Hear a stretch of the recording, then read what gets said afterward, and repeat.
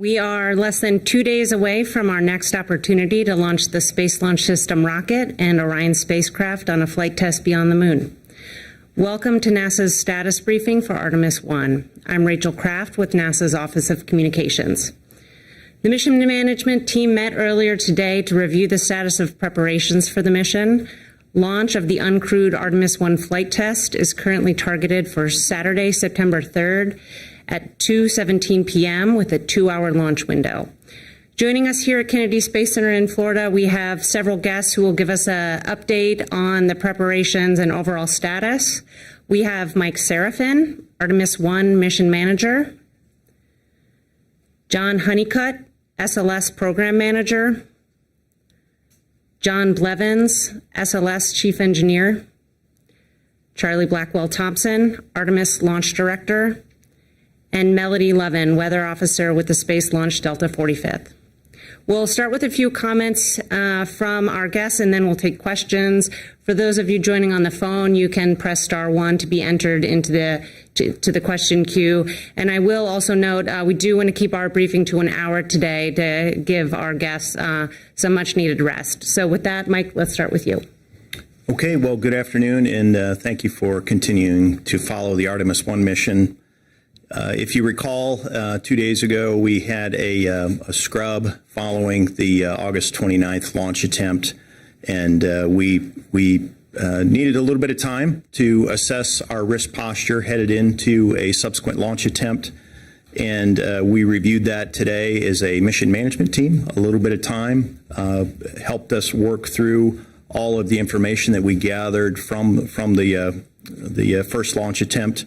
And we worked through a number of issues, and we discussed our risk acceptance rationale for a subsequent launch attempt. If you require from our prior attempt, we had the tail service mast umbilical leak. We had a hydrogen leak in the tail service mast umbilical. That coming out of the last launch attempt, we met and agreed to do some work out at the launch pad. That work has been completed. We had an issue with the core stage intertank vent valve. That has checked out, and we do not consider that to be an issue. We also had an issue confirming that we were able to thermally condition all of the core stage engines within the required temperature limits as part of what we call the engine bleed. And we worked through that today. And then near the end of the launch attempt, we saw some cracks in the foam on the thermal protection system on the core stage at the intertank flange, and we reviewed that issue today. There was some incremental risk acceptance as the mission management team. It is our role to review risk acceptance and then the flight readiness rationale.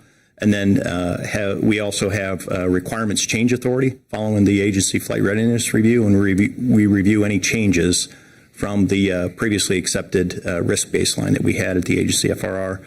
And we did that today. Only 2 of those items required some incremental risk acceptance, and that was the thermal conditioning of the engines associated with the engine bleed, and then the core stage thermal protection system, the crack that we saw, specifically what is termed crack number 2 at the intertank flange, just due to the potential for debris transport, and then contact with the booster SEP motor. It's a low likelihood occurrence, but it is something that we considered an acceptable risk.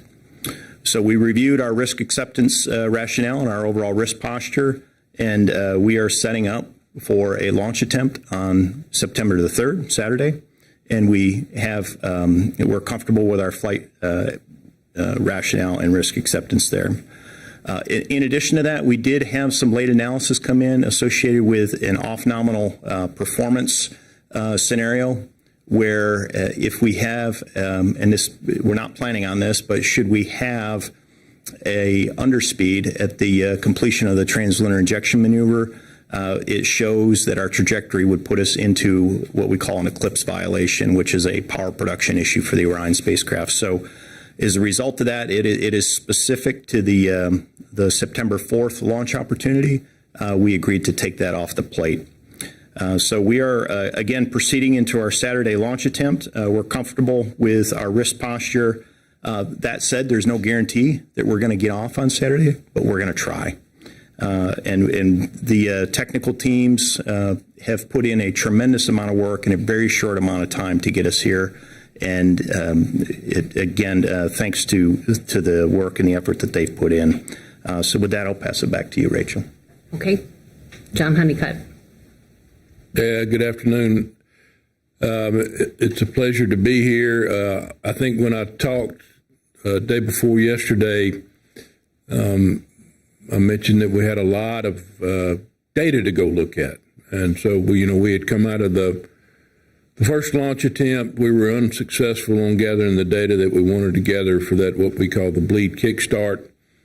The team has done a tremendous amount of work starting right after the launch, even up until this morning and to the noon hour, leading us into the MMT meeting.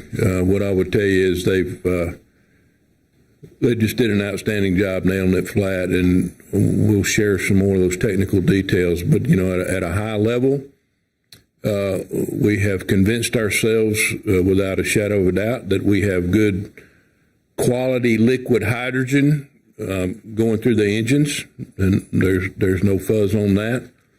We've also, through the course of analyzing the data, looked at 5 additional measurements that we can look at to assure ourselves that we are getting that quality data, and that's on the engine. That's on the engine side, and then on the core stage side, we were able to go back and verify that the core stage is providing the amount of hydrogen and the quality of hydrogen to all 4 engines.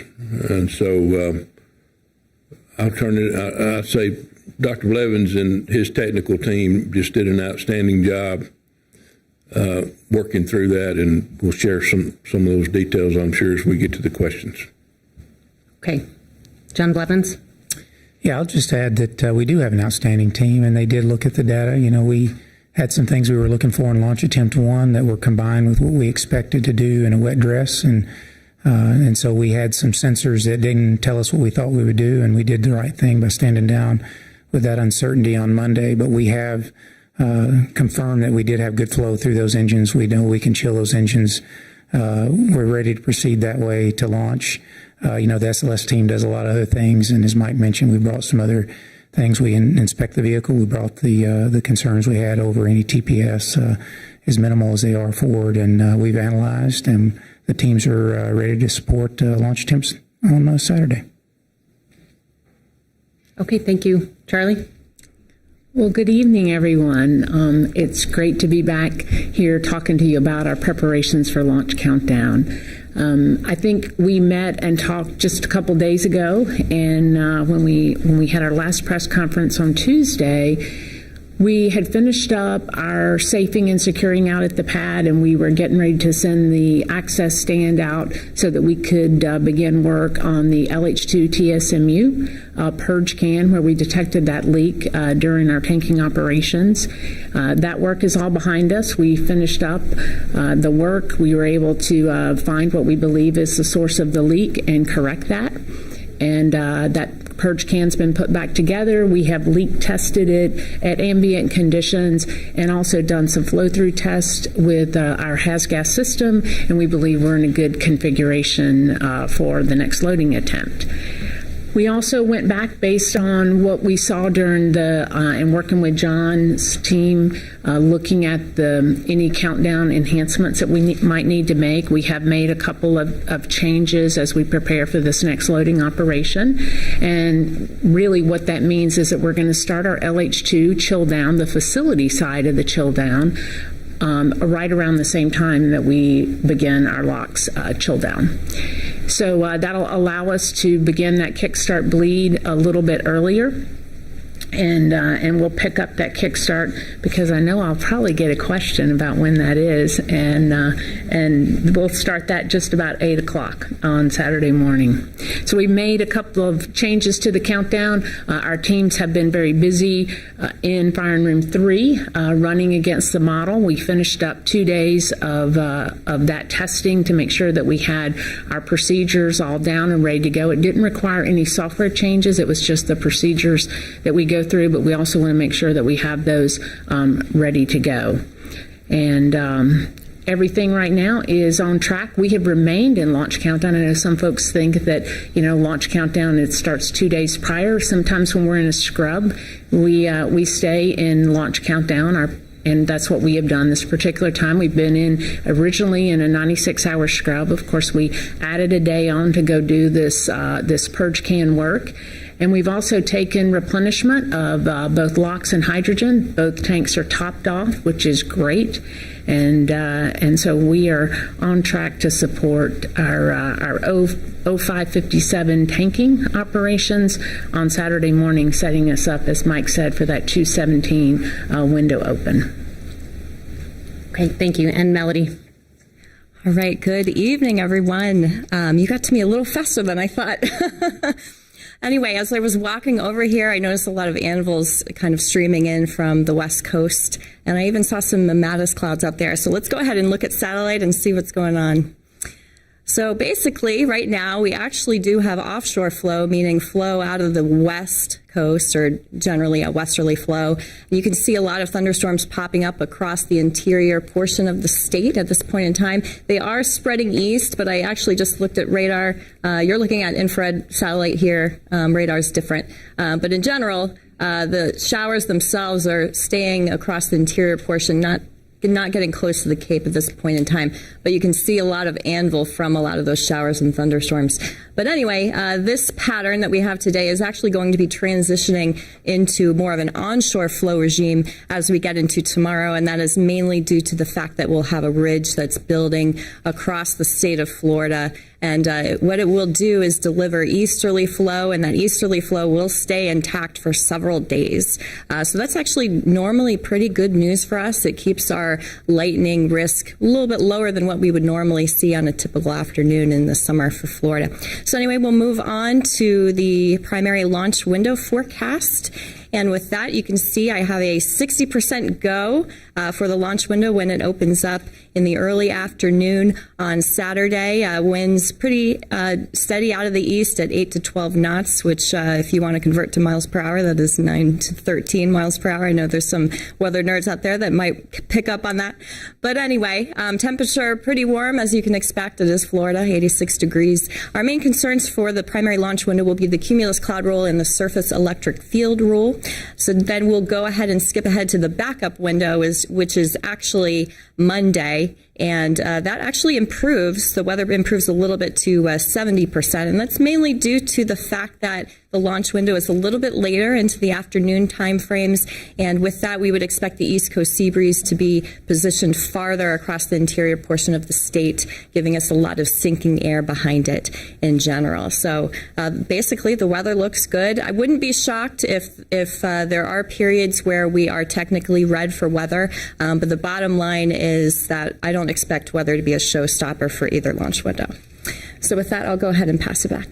Okay, thanks very much. We will take some questions now. We'll take some questions in the room and on the phone line. A reminder to reporters to please limit to one question. And if you will state your name, affiliation, and who you're addressing your question, that would be a big help. So we'll start with Marcia Dunn. Marcia Dunn, Associated Press, for either of the Johns. It sounds like a bad sensor then. Is that your best hunch? And could it be anything else besides a bad sensor for the Monday's situation? And what would happen to an engine if the fuel wasn't cold enough at ignition? Would it just crack? Would it burst? Something else? Okay. Yeah, I can start and then I'll let Dr. Blevins add in. Yes, we do think we know we had a bad sensor. That was our challenge early in the week, where we could not make the physics of the system line up to what we were seeing with that one sensor. So since then, we've had time to go back and look at the data and compare many sources of data and do some independent analysis that confirmed it's a bad sensor and we're getting good quality propellant through the engine. And so your question on the engine is there's a lot of things that we do on the engine to monitor the engine to make sure that it's operating the way we want to see it through operational flight instrumentation, as well as we have what we call an advanced health monitoring system that is on each engine that is designed primarily to look at vibrations and that sort of thing on the engine and pick those up as an early warning. And so, John, I'll let you add more there. Yeah, let me follow up. The problem in part with the sensor is during ranges of temperature, it gave us the right slopes. It seemed to work fine, and then it did not give us an indication that we expected at the very cold temperature. So it really was an interesting signal, and that's part of the pause. It didn't just fail off scale or anything. So, but John is right. It is conclusive that sensor was not a witness for what we were looking for. It's absolutely true. On the engine side, we do have advanced health monitoring. The reason we chill the engines for numerous reasons, but the primary one is for the high-pressure turbopump bearing. And that high-pressure turbopump bearing doesn't have to be all the way as cold as the liquid, but it's got to be cold. And if we know the liquid is going through, then we know it's about that temperature, and that gives us margin to that problem. And if it starts up and it's not cold, then it can skid. Ultimately, that causes excess wear on startup. That would manifest potentially as a shutdown during flight. It would be a red line. It wouldn't be, I'm not sure how you characterized it, but it wouldn't be an uncontained failure generally for that particular issue. I mean, but as John said, we have advanced health monitoring on the engines for a reason. These are high performance, really the highest horsepower per mass device that has ever been built. And so we need that health monitoring, and there's numerous things that we're looking for when we do that. So, but the sensor was bad, and in this case, what we're protecting against is a bearing skidding on startup and causing excessive wear. Bill Harwood. Yeah, hi, Bill Harwood, CBS. One question, Rachel, but it's got 2 or 3 parts, so sorry about that. No, it's pretty straightforward. What gets masked? I'm assuming you have to mask out the suspect sensor, but where in the software do you tell it this is okay to start an engine, this is not okay to start the engine, and where would that occur? Is that before terminal count, or would it be at ALS transition? How does that work? And what, I guess another way of asking that question is, what tells the computers that the engines are at the right temperature to start? I mean, how is it knowing it's at that 420 degrees John mentioned yesterday to be able to press ahead with start? I'll go ahead and take this one. So first of all, the protection for the engine is not, this sensor was never intended to be used as an LCC or for this purpose. It is not part of ALS. It is not part of the startup protection. Ultimately, the reason we use this sensor is to get an initial indication of cold fluid. We did combine this launch attempt 1 with an objective we did not achieve in wet dress, and that's why we had more verification work to do. We were going to do that verification early in launch attempt 1. This sensor failure prevented that verification, and that's why we had to go to subsequent measurements, and we were able to achieve that really only because we were in these conditions for a long time with fully tanked and flow through the engines. If we wouldn't have done that, we wouldn't be able to verify all that we could to verify that it was liquid and that it was a bad sensor. But ultimately, the protection for the engine that's in ALS are temperatures and pressures, but they're not the ones that we use for a long chill of the engine. If you reflect on the last answer, it was that, we're trying to chill the engine to get a bearing cold that we don't measure. And so that's buried inside of part of the engine. And so we count on a certain amount of mass flow for a certain amount of time in order to ensure that that bearing is cold. We did that during shuttle. We've done that during the entire program that used formerly the Space Shuttle main engines and now the RS-25s. And so that verification is a process verification we just didn't achieve in WDR4. That's why we were using this measurement. It's not part of ALS, so there's no masking in the computer software. All the normal protections are in place. We added an LCC. I asked Charlie to add an LCC for this verification because we didn't receive it in WDR4. That's ultimately what this measurement is. It was never really intended for the purpose we ended up using it for. So temps during chill down wouldn't play into whether or not to start an engine. There are other temperatures that verify the liquid at the interface to the turbopumps that were ready to go and other skin temps. This one was used as a witness for the bearing chilling for a certain amount of time and is not strictly relevant to the startup conditions. Yeah, and John mentioned something that I want to pile on a little bit on. It's he talked about what we learned in the shuttle, and we did this engine conditioning through process control. And so I think I'd gotten a question about the difference between shuttle and SLS earlier in the week, and we had those recirculation pumps on the shuttle where we took that warm, we took the heat out of the engine by circulating the hydrogen through the engine and carrying it back into the hydrogen tank to boil off, and so we're in the same situation here where we want to use our process control to assure ourselves that we're delivering the propellant quality that we need to the engines. And so, we had that process control on shuttle for these engines. It worked fine. We validated that process control when we were at Stennis for the green run. And our plan was on Monday to validate that for this vehicle with the configuration that we have on the launch pad. I talked to you relative to the differences between Stennis early in the week and the launch and what we have out at the launch pad. All those are still in the direction of goodness. We've got a bigger vent line on the ground side. It's insulated, which means we could flow more through that line. And our bleed system and our relief system is bigger than we had at Stennis. So all that still holds true. Okay, we'll stick with the front row here with Stephen. Stephen Young with Spaceflight Now for Charlie.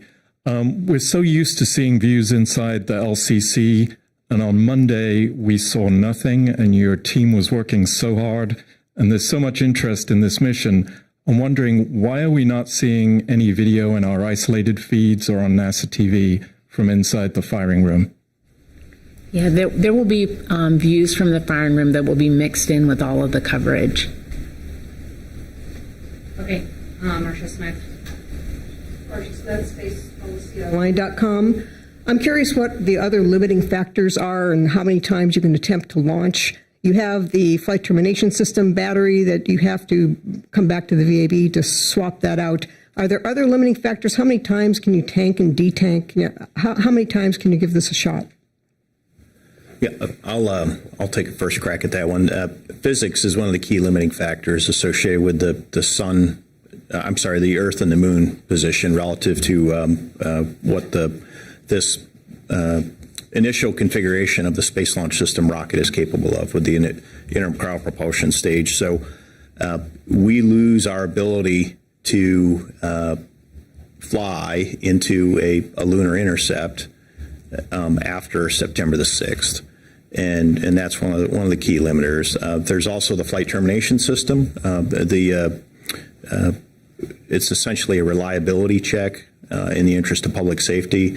And I don't know, Charlie, if you have any others to add on that, but those are kind of the key drivers at this point. So you can tank and detank an infinite number of times? Not infinitely. We track those, and we're a ways away from those limits.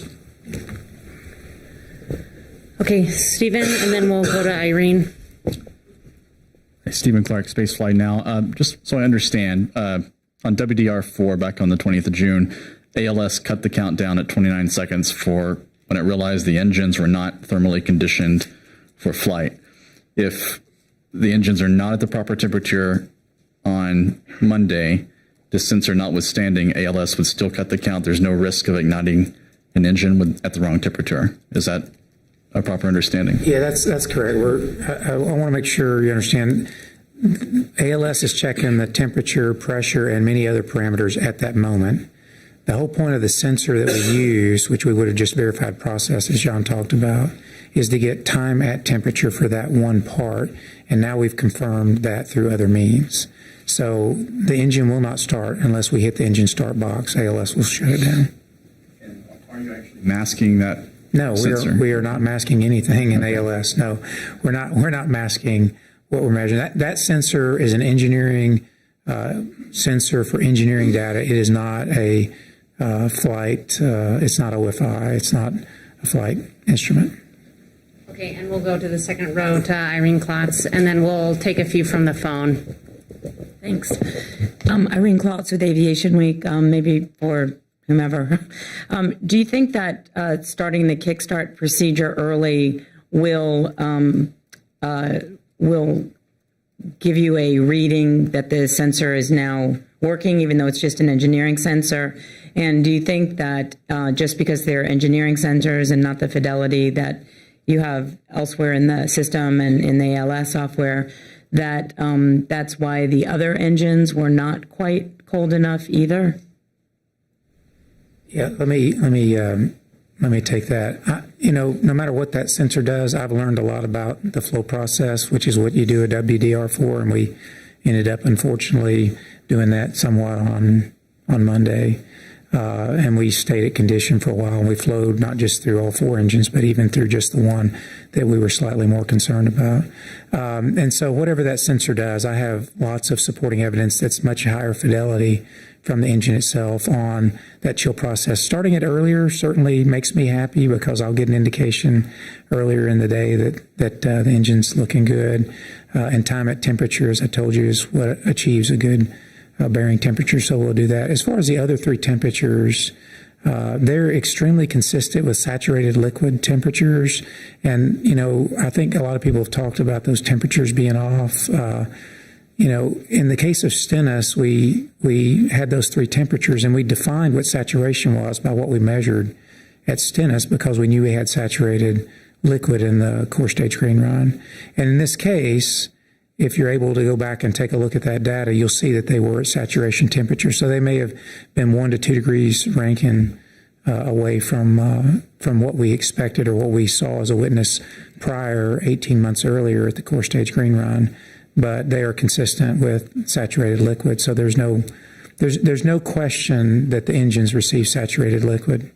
And quite honestly, normally, you would have done a WDR and you would have a few weeks to review that data, and there wouldn't have been that comment about it not reading on all these sensors and that kind of thing. We would have used all the evidence, and we've compressed that time, and we've got very good evidence, as John has said, that there's no question that we had liquid flow through that engine. And now we have other witnesses, and we'll use the data we have available when we do the kickstart procedure, and we've got lots of data in order to confirm that we start that liquid flow process.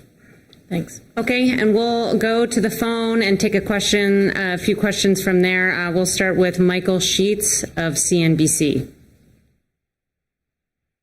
Hi, everybody. I believe my question is for Mike Serafin, but it's most specific to the amount of risk analysis you're looking at for a Saturday launch attempt. Based on the data that you've seen so far, given that this is supposed to be a full demonstration of the system, if there were astronauts flying on board this mission, would you still be launching based on the parameters that you're looking at, or are the risk analysis that you're considering different than if you were, launching the Artemis II mission?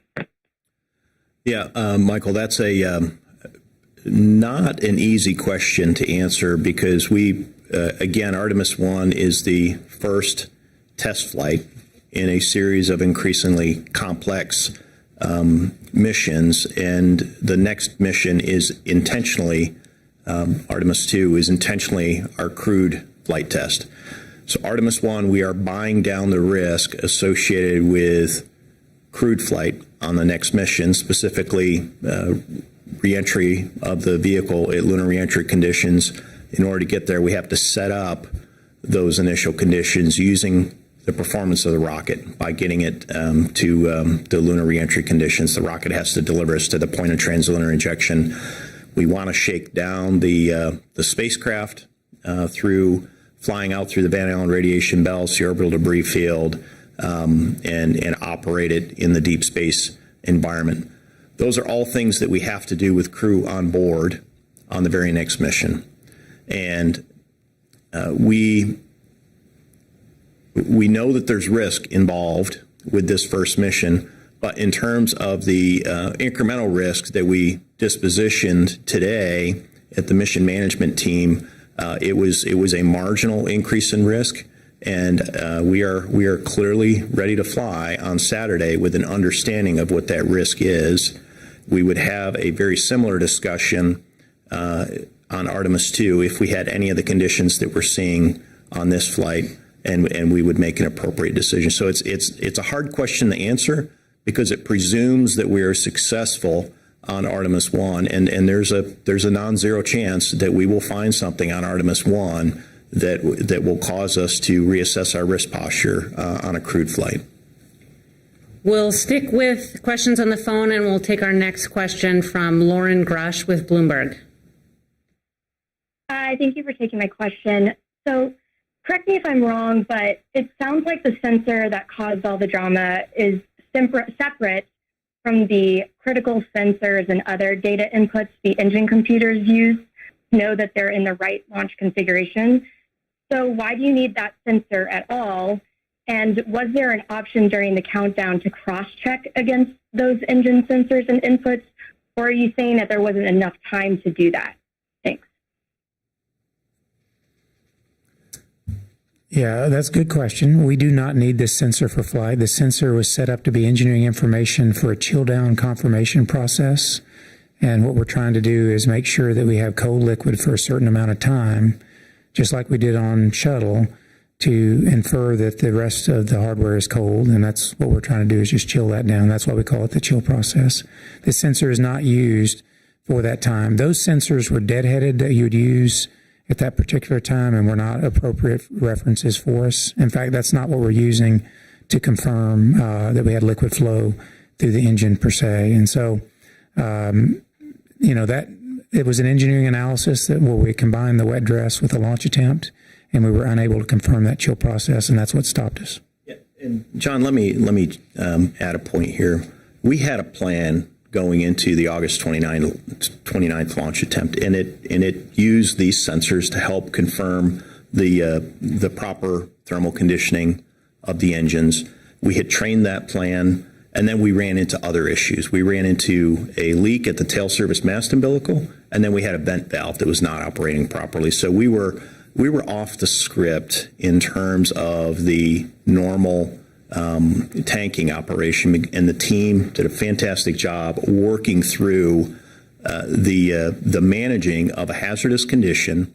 And one of the worst things that you can do when you find yourself in a hazardous condition is just go even further off script and to deviate and get into an operation that you're not prepared or trained for. So the team did absolutely the right thing on the 29th, and they knocked off the operation, and they knocked off the test, and they got us into a safe configuration, and then they spent the last couple of days reviewing the data, and that was absolutely the right thing to go do. 2020 hindsight, these particular sensors, we know aren't the best cue to work off of, and we've reassessed the plan, and we have a great plan moving forward. We understand the risk posture associated with getting the engines thermally conditioned, and the team was asked today very specifically, are you ready to go load the vehicle with this earlier tanking and earlier bleed flow operation? And the answer was absolutely yes. So I don't know, Charlie, if you have anything to add to that one. No, I think you covered it. Okay. Our next question is from Eric Berger with Ars Technica.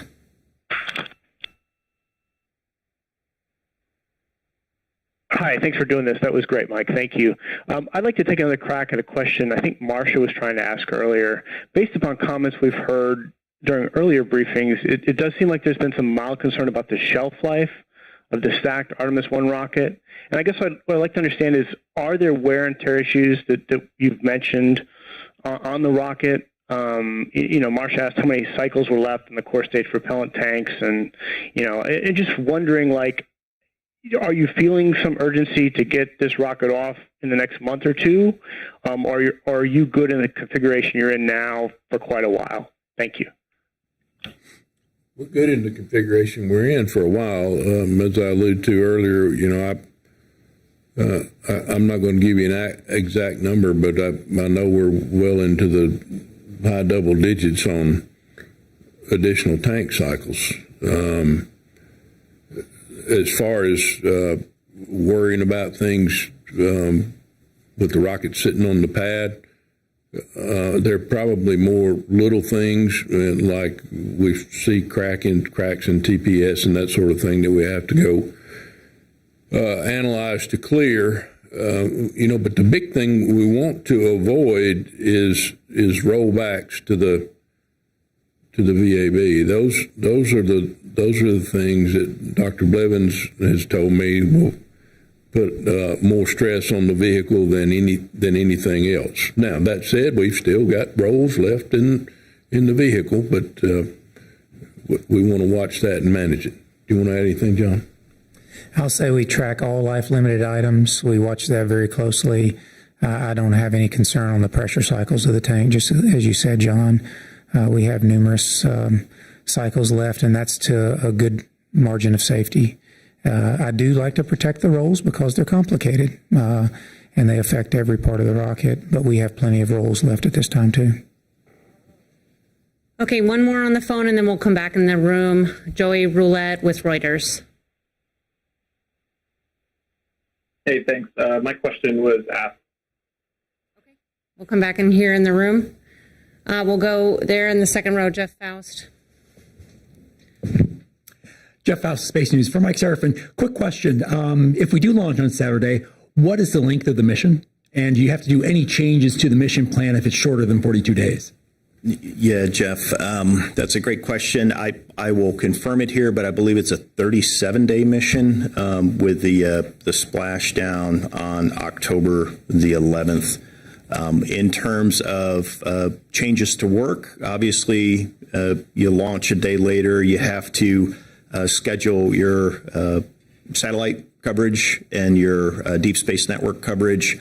You have to issue a whole host of notifications, and some of those are to aircraft that are going to be taking observations of the vehicle during launch or during splashdown. We've notified the Navy that's providing our recovery assets. We've notified the FAA via the Eastern Range for notice to air missions. We've notified the Coast Guard for notice to mariners for any boats that are out there, for the splashdown locations of any of the jettisoned items, but also of the end of mission locations. So there's a whole host of things that the team works through to replan, and all of those notifications, but also products have been pre-planned ahead of the mission, and the team has pulled those off the shelf.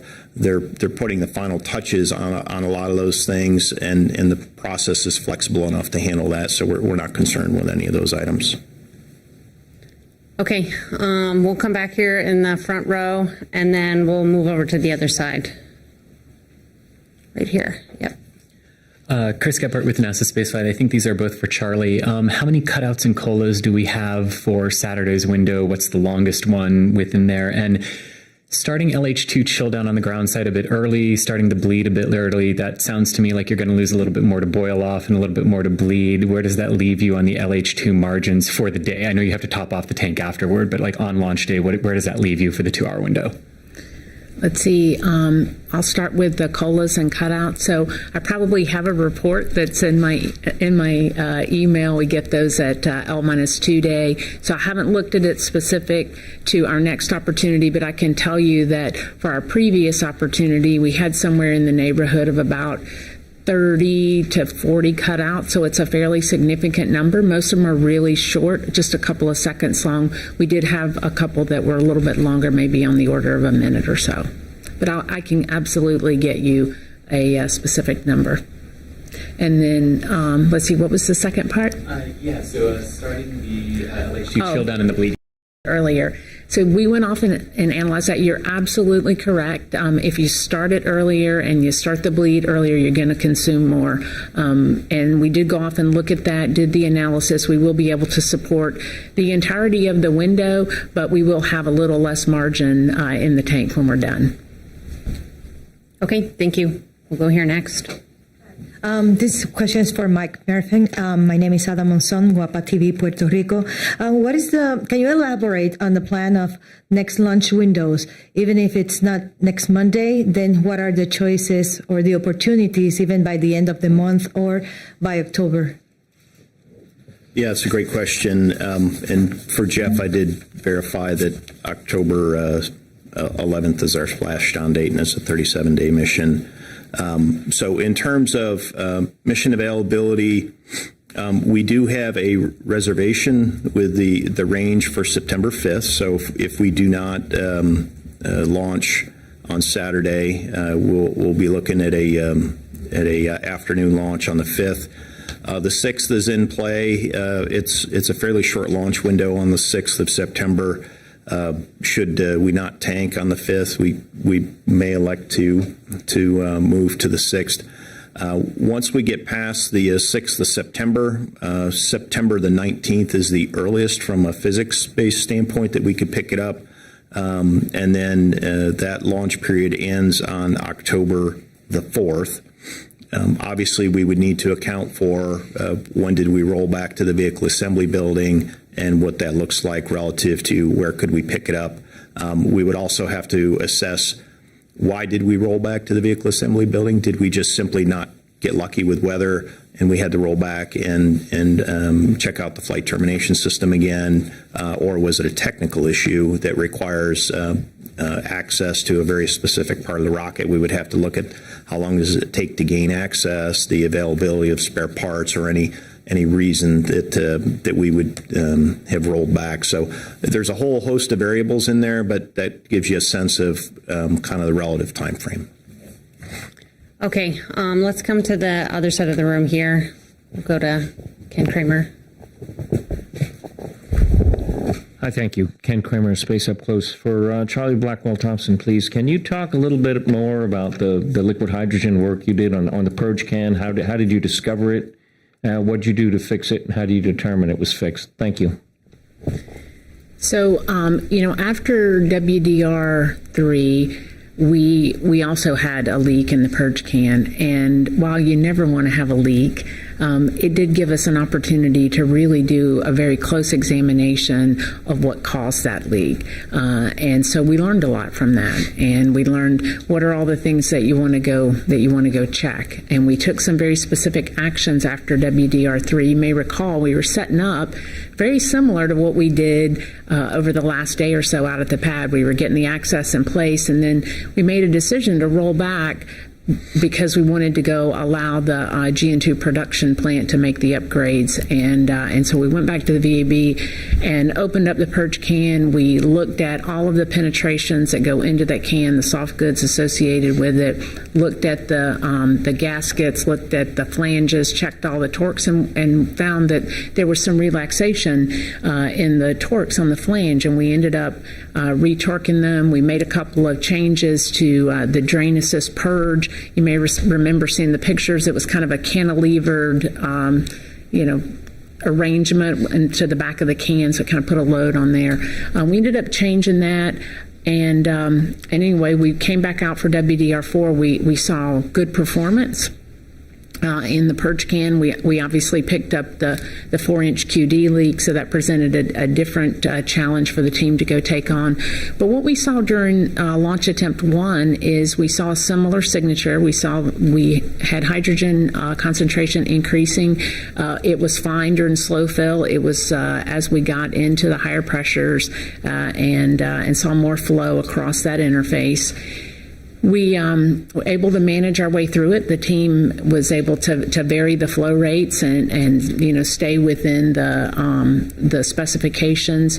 But certainly we saw it reoccur during drain and recognized that we needed to go take a closer look at what was causing this. So as I said, we went back into the purge can out at the pad because we'd had the opportunity after WDR3 to come up with, here's the 3 or 4 or 5 things you need to go look at. We went and checked all those same things again. And what we found is in that 8-inch, in the purge can and in the 8-inch QD, there is a pressure sense line there. It's a penetration into the can and into the 8-inch there. And what happened is we found that loose. And we found that loose. So we changed out the seal around that pressure sense line. We retorqued it, and we believe that is most likely the leak source. We checked the flange, the torques on the flange, everything was nominal. We did an inspection of the gasket, it was nominal, and we checked every other fitting there, and everything was found to be nominal. So finding that one item loose, we feel that's most likely the cause. Now, as we've talked before, we did ambient leak checks, and afterwards, after we put it all back together, and we didn't find anything, but until you hit it with cryo, you really don't know for sure. So, do you know why it was loose? No, I mean, I have to believe that it was something that's happened between when it was checked in the VAB and at the pad. So it could be from roll or from something else, but no, I don't know for certain what caused it to become loose. Okay, we'll take here in the black shirt. Hi, Michael Grushko, National Geographic. This is from Mike Serafin. Following up on Michael Sheets' question earlier. Earlier in the week, you gave an assessment that there was a 1 in 125 risk of loss of Orion based on all phases of flight. Now you've added 2 incremental risk acceptances to the mix, the foam and then the engine conditioning. Do you have an updated number, and if so, what is it? We don't have an updated number. What I would say is there was no appreciable increase in risk. There was a delta risk acceptance because we know we have a crack in the foam. We have a nonconformance at the intertank flange area. We know its location. We know the approximate size, and there's a small likelihood that it could be liberated during launch, follow a very specific trajectory, and hit one specific location on a booster that could cause a problem. The likelihood of that is very low. In addition to that, as we talked with the engine bleed, the thermal conditioning, it really comes down to the fact that we haven't demonstrated it previously. We have a high confidence that we can get through this, given the indications that Dr. Blevins and John Honeycutt talked earlier. The team has more insight given where we are. We've trained it. We have a more robust plan than we had going into the launch attempt on the 29th. In terms of what that means to 1 in 125, does it change that number? Probably if you go way out in terms of decimal points, but there's no appreciable increase in risk. But we do talk about those types of things to ensure that we understand exactly what we're getting ourselves into before we commit the vehicle to flight. And next we'll go with Kenneth Chang, and then we'll take a few more from the phone. Hi, Ken Chang from New York Times for John Honeycutt, John Blevins. Could you explain in a little more detail what was the issue with the vent valve on Monday and how you're confident it's not an issue going forward? Thank you. Yeah, so we did not have an issue with the vent valve. The vent valve is in the system where we had the leak. So the vent valve was inside of the inner tank. It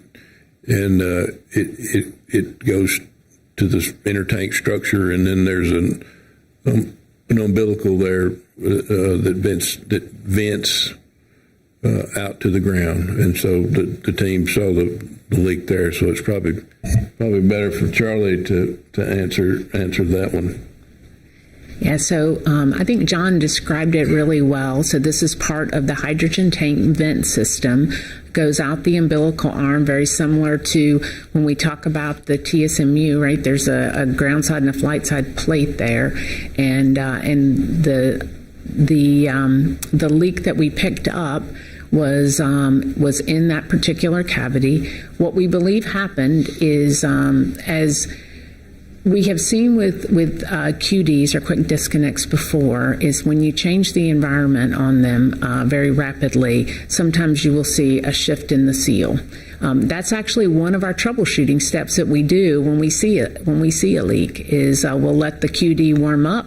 And then we will allow flow back across it to see if we can get it to seat. So what had happened in the particular situation that we saw with that is we had gone all the way through our loading. Everything was fine. We had nominal performance in that QD cavity, no issues at all. But when we got into the troubleshooting of the bleed issue, that QD warmed up. We had not had, we'd had the vent valve closed, so you're not really venting through that area, and you got it warmed up for quite an amount of time. And then when we opened it and we exposed it to a very rapid change in environment, both temperature and pressure, that's when we picked up the leak there. And as a matter of course, as we went through the drain operations a little bit later, and you saw, the QD chill down, you actually saw nominal, the leak kind of sealed itself. So that's why we have confidence going into our next tanking operation. Again, we've seen this in the past where you've had rapid change in temperature and pressure. Sometimes you'll see some change in the seal, and that's what we believe caused the issue that we had on our launch temp 1. Okay, we'll take a few from the phone. We'll go to Marina Corin with The Atlantic.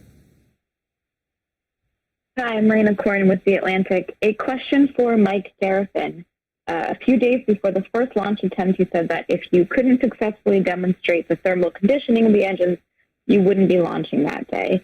Now that you're confident that you'll be able to do that on Saturday, what else is on the table, something of a similar nature that you haven't tested yet that you can say today could be another showstopper?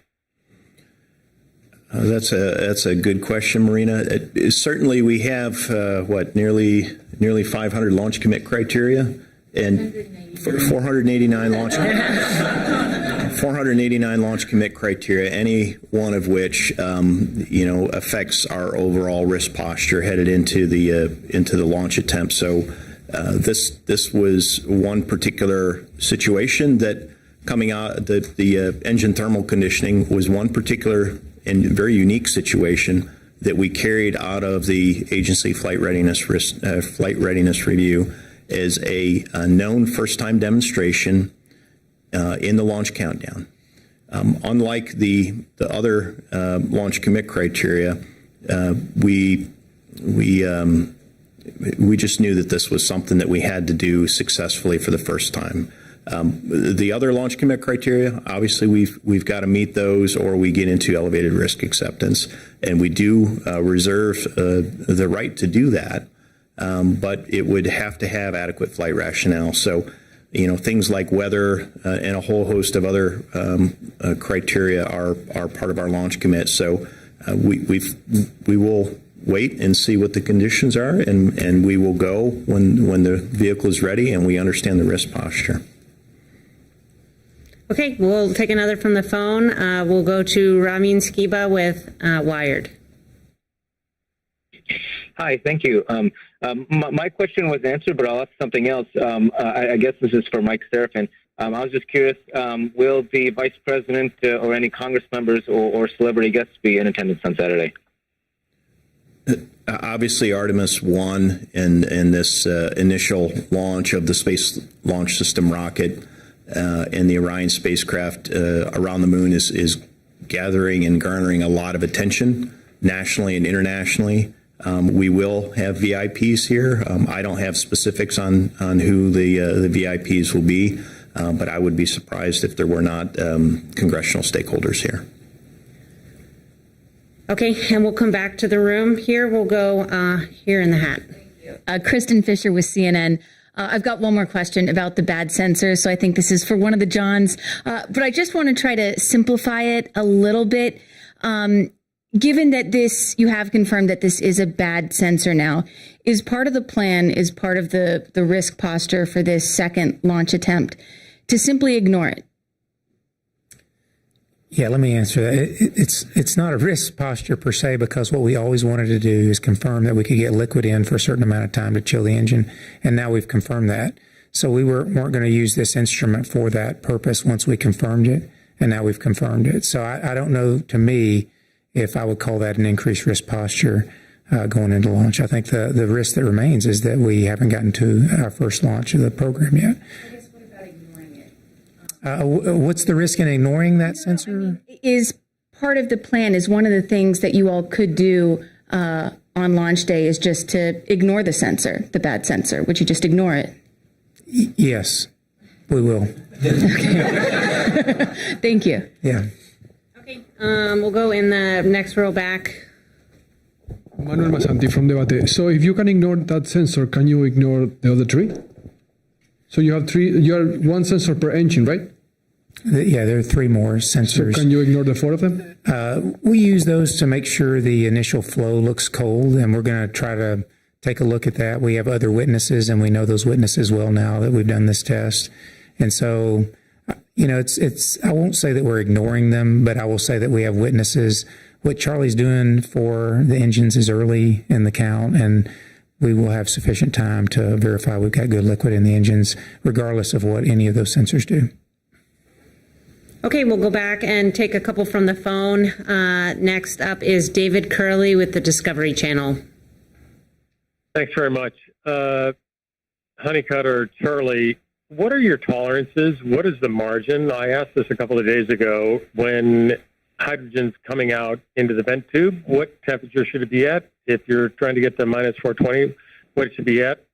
And Seraphin, big picture, we're in the weeds here. We're Thursday after a scrub going into the next launch. What do you think and how are you feeling? Temperature. Yeah, what we're looking for roughly is, we're looking for saturation temperature, and that's a function of pressure, and it's around minus 420 F, as you mentioned. I'm not sure what you're asking about.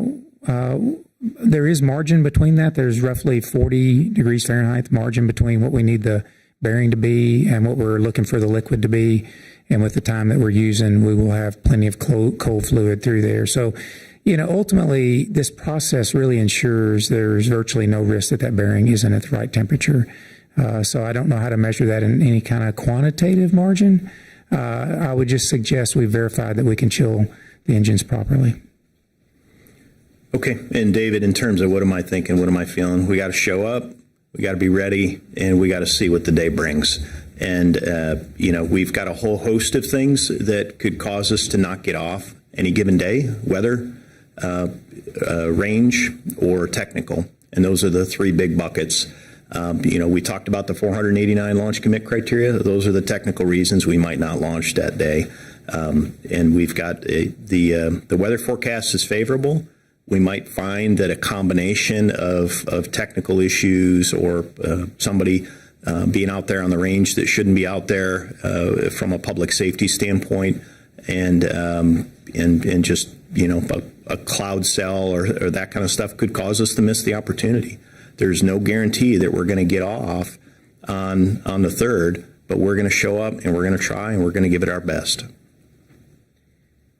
We'll take another question from the phone and then come back to the room. Next up, we have Tim Fernholz with Quartz. Hi there, this is Tim Fernholz from Quartz. Thanks for taking my question. I hope we get a launch on Saturday, but I'm curious, can you tell us a little bit more about the eclipse violation? I know obviously that wasn't one of the days that was originally hoped for a launch, What are the risks associated with that later on in the flight, and why are you accepting them now? Thanks. Yeah, Tim, I'll say that the finding or the analysis that was brought forward at today's mission management team meeting was some relatively late analysis. Normally, the team prioritizes the normal mission plan first, the mission you intend to fly, and they go off and they analyze that, and they did that work. And then they start looking at all the what if cases. What if we have a performance problem? What if we have a battery problem? What if we have a solar array problem? And this was one of those what if cases. And it came back and it showed that we had a significant power deficit if we had a performance problem. And we expect the rocket to perform fine. And we've looked at our performance margins. We have over 20,000 pounds of margin to our guided cutoff at the insertion altitude, and we have over 2,000 pounds of margin to the point of translunar injection. But the power deficit, should we have a performance problem through the point of translunar injection, was to the point where we did not think we could manage it on the Orion spacecraft side, just due to the geometry between the sun, the Earth, and the spacecraft as it was headed outbound towards the moon on that outbound leg. So we took it off the plate. That said, it's likely to be a moot point once we tank on the third. The fourth is off the plate anyway, simply from a commodity standpoint.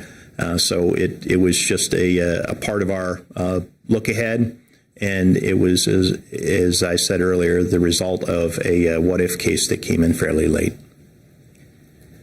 Okay, and we'll take one final question here in the room, and then we'll go ahead and wrap up. We'll go in the second row here. Hi, Sophie Sanchez from Cosmic Chicago with Chicago Now. I think my question would be best posed to Charlie.